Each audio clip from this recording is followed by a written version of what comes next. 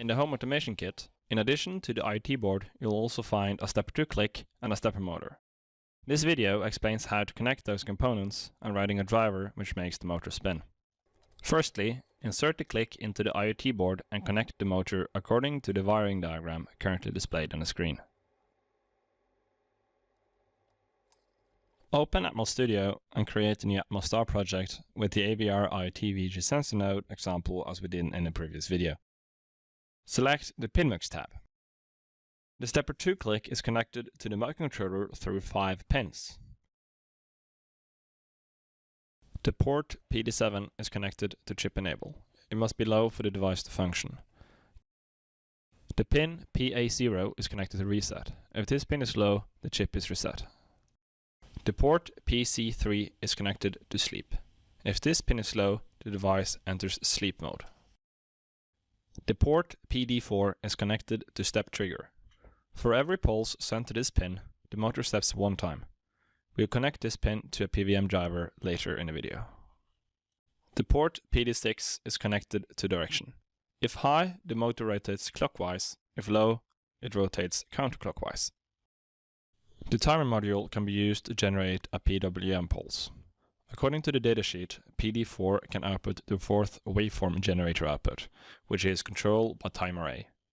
Go to Dashboard, add software component, and select timer.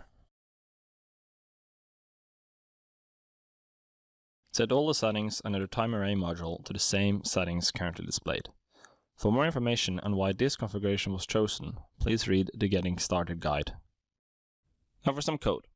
We're going to implement motor set direction, set speed, start, stop, and reset. The first 3 functions here toggles the appropriate pin on a click, as we discussed previously. For instance, reset toggles the reset pin, and set direction toggles the direction pin. The function which requires a bit more explanation is the set speed function. The speed of the motor is controlled by the period of the PWM pulse. The higher the period, the lower the speed.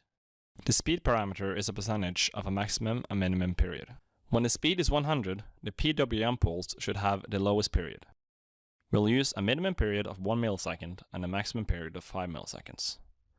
Finding the targeted period is equivalent to finding a point on a line between 2 points, as illustrated on the currently displayed figure. This gives us the period equation in the code. The remaining lines converts this period to the equivalent HPER register value. Finally, we must connect the motor to the cloud.